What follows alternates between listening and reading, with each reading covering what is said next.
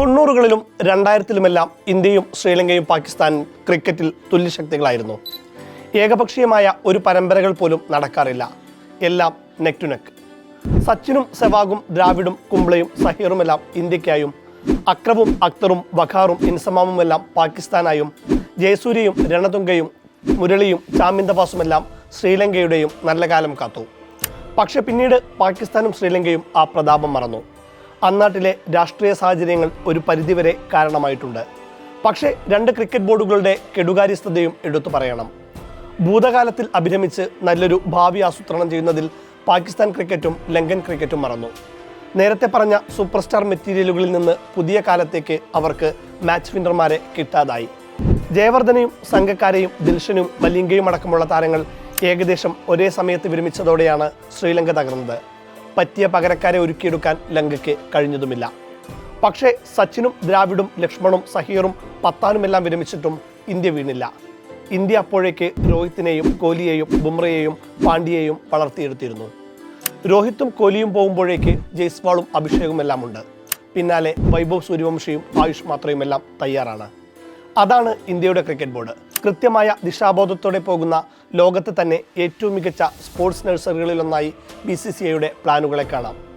Barcelona ലാമാസിയയിൽ കുട്ടികളെ വിരിയിച്ചെടുക്കുന്നത് പോലെ തന്നെ ജനറേഷൻ ടാലൻറ്റുകളെ BCCI പ്രൊഡ്യൂസ് ചെയ്തുകൊണ്ടിരിക്കും. 2020-ലെ നിലവിലെ ലോക ജേതാക്കളാണ് ഇന്ത്യ. ഏകദിനത്തിലും വമ്പന്മാർ തന്നെ.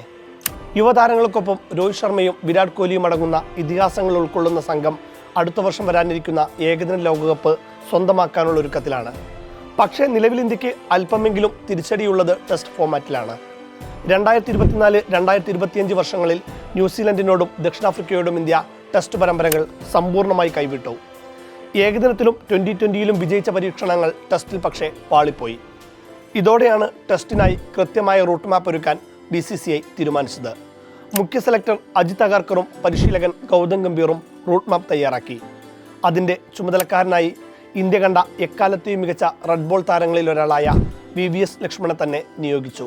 സെൻറ്റർ ഓഫ് എക്സലൻസ് അഥവാ COE കൃത്യമായ പ്ലാനിങ്ങോടെയാണ് അടുത്ത തലമുറയ്ക്കുള്ള ഇന്ത്യൻ ടെസ്റ്റ് സംഘത്തെ തിരഞ്ഞെടുക്കാനിരിക്കുന്നത്. ലക്ഷ്മൺ അങ്ങനെ ജൻസി പിള്ളാരെ തപ്പിയിറങ്ങി. അപ്രതീക്ഷിതമായി ഒരാളിലൂടെയാണ് ആ റൂട്ട് മാപ്പ് വരുന്നത്. IPL-ൽ രാജസ്ഥാൻ റോയൽസിനായും അണ്ടർ-19 ലോകകപ്പിൽ ഇന്ത്യക്കായും തകർത്തടിക്കുന്ന ഒരു 15-കാരനിലൂടെ വൈഭവ് സൂര്യവംശി.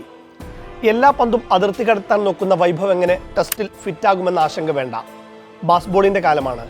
ഒരു പക്ഷേ ടെസ്റ്റിൽ ഇനി വരാനിരിക്കുന്നത് പരീക്ഷണങ്ങളുടെ കാലമാകും, നിയമത്തിലായാലും ശൈലിയിലായാലും. എന്തായാലും വൈഭവ് സൂര്യവംശിയെയും ചെന്നൈ സൂപ്പർ കിങ്സ് താരമായ ഇന്ത്യയുടെ അണ്ടർ-19 ക്യാപ്റ്റൻ കൂടിയായ ആയുഷ് മാത്രയെയും BCCI സെൻറ്റർ ഓഫ് എക്സലൻസ് നോട്ടമിട്ട് കഴിഞ്ഞു. IPL-ന് ശേഷം ഉടൻ തന്നെ, അതായത് ജൂൺ ജൂലൈ മാസങ്ങളിൽ 4 ദിന ടെസ്റ്റ് മത്സരങ്ങൾ നടത്തും. സെൻറ്റർ ഓഫ് എക്സലൻസ് തിരഞ്ഞെടുത്ത താരങ്ങളായിരിക്കും ഏറ്റുമുട്ടുക.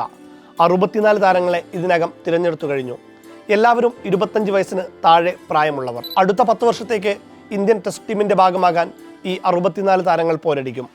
16 അംഗങ്ങളുള്ള 4 ടീമുകളാക്കിയാണ് മത്സരങ്ങൾ. ഓരോ ടീമും 2 മത്സരങ്ങൾ വീതം കളിക്കും. ബാറ്റിങ്ങിനും ബൗളിങ്ങിനും ആനുകൂല്യം നൽകുന്ന പിച്ചുകളിലാണ് മത്സരം സംഘടിപ്പിക്കുക. ഈ 64 താരങ്ങൾക്ക് പുറമെ കൂച്ച് ബെഹാർ, CK നായിഡു ട്രോഫികളിൽ മികവ് തെളിയിച്ച 25 അണ്ടർ-23 താരങ്ങളെ പ്രത്യേക പൂളിലാക്കി പരിശീലനം നൽകും. വിജയ് ഹസാരെ, സയ്യിദ് മുഷ്താഖ് അലി എന്നിവയിൽ മികവ് കാണിച്ച 25 താരങ്ങളെ മറ്റൊരു പൂളിലാക്കിയിട്ടുമുണ്ട്. ഇതിൽ IPL താരങ്ങളില്ല. ഈ 50 താരങ്ങൾക്ക് പുറമെ IPL കളിച്ച ഒരു 14 പേരടങ്ങിയ യങ് സൂപ്പർ സ്റ്റാർ സംഘങ്ങളടങ്ങിയ മറ്റൊരു പൂളും സെൻറ്റർ ഓഫ് എക്സലൻസ് തയ്യാറാക്കിയിട്ടുണ്ട്. വൈഭവ് സൂര്യവംശിയും ആയുഷ് മാത്രയും സമീർ ഉസ്മിയുമെല്ലാം ഇതിൽ ഉൾപ്പെട്ട താരങ്ങളാണ്. എല്ലാ സ്റ്റേറ്റ് അസോസിയേഷനുകളിൽ നിന്നുള്ള പ്രധാന പരിശീലകർ, ഇന്ത്യ അണ്ടർ-60, അണ്ടർ-90, അണ്ടർ-23 പരിശീലകർ എന്നിവരുടെ ഫോക്കസ് സെൻറ്റർ ഓഫ് എക്സലൻസിലാവും. താരങ്ങളെ ടാലൻറ്റ് പൂളുകളാക്കി ബംഗളൂരുവിൽ ഹൈ പെർഫോമൻസ് ക്യാമ്പ് സംഘടിപ്പിക്കും. IPL കഴിഞ്ഞ ഉടൻ തന്നെ സെൻറ്റർ ഓഫ് എക്സലൻസിൽ ഇൻട്രാ ടൂർണമെൻറ്റ് സംഘടിപ്പിക്കും. അതിൽ നിന്ന് തിരഞ്ഞെടുക്കുന്ന താരങ്ങളുമായി ശ്രീലങ്കയിൽ അണ്ടർ-90, അണ്ടർ-25 വിഭാഗങ്ങളിൽ ഇന്ത്യ ചതുർദിന മത്സരങ്ങൾ കളിക്കാനായി പോകും. കണ്ട് ശീലിച്ച ശൈലിയിൽ നിന്നും വീരേന്ദർ സെവാഗും പിന്നീട് ഋഷഭ് പന്തുമെല്ലാം ഇന്ത്യക്ക് ചരിത്ര വിജയങ്ങൾ കൊണ്ടുവന്ന ടെസ്റ്റ് ഫോർമാറ്റിനെ ഭരിക്കാൻ പോകുന്നത് മറ്റൊരു വെടിക്കെട്ട് താരമാകുമോ? വെള്ളക്കുപ്പായത്തിൽ വൈഭവ് സൂര്യവംശിയുടെ മാറ്റുകൂടുമോ? നമുക്ക് നോക്കാം.